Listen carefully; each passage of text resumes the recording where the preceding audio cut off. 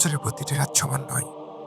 তেমন একটি রাত আমাদের জীবনে আসে যার একটি মুহূর্ত হাজার মাসের ইবাদতের চেয়ে উত্তম। লাইলাতুল কদর ১,০০০ মাস, প্রায় ৮৩,০০০ মাস। একজন মানুষের পুরোটা জীবনের চেয়েও দীর্ঘ এক সময়। কিন্তু এর একটি কবে মহান রব এই রাতটিকে গোপন রেখেছেন, যাতে আমরা তার ভালোবাসায় প্রতিটা বেজোর রাত কাটিয়ে দিই। তবে রাসূলুল্লাহ সাল্লাল্লাহু আলাইহি সাল্লাম আমাদের জন্য কিছু চিহ্ন রেখে গেছেন, যাতে মুমিন বান্দারা সেই মহামান্বিত রাতটিকে চিনতে পারে।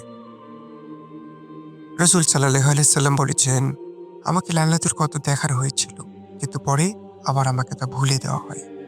এর অবস্থান শি রমজান মাসের শেষ ১০ রাতে। চলেন সেই রাতটি কেমন হতে পারে তার একটু নির্দেশনা নবীজি সাল্লাল্লাহু আলাইহি সাল্লাম আমাদেরকে দিয়েছেন। সেই রাতটি হবে এক অদ্ভুত প্রশান্তির রাত। না খুব গরম, না খুব ঠান্ডা। চারপাশের প্রকৃতিতে এক অপার্থিব নীরবতা বিরাজ করবে। আপনি যদি খেয়াল করেন, তবে অনুভব করবেন সেই রাতে আসমান থেকে রহমতের ফেরেশতারা দলে দলে পৃথিবীতে নেমে আসে। এমনকি জিবরাইল আলাইহিস সালাম এই পৃথিবীতে জমিনে পদার্পণ করেন। ফলে পৃথিবীতে এক ধরনের আধ্যাত্মিক ভার অনুভব হয়।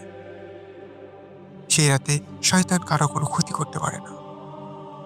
ফজর না হওয়া পর্যন্ত চারদিকে শুধু শান্তি আর শান্তি বর্ষিত হয়।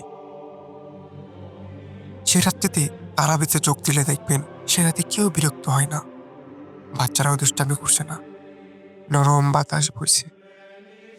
আরেকটা বিশেষ চিহ্ন হলো পরের দিন সূর্যোদয়।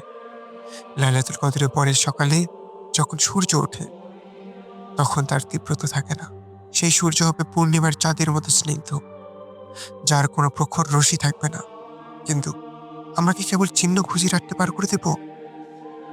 কদর চেনার সবচেয়ে বড় উপায় হলো আমাদের অন্তরের অবস্থা।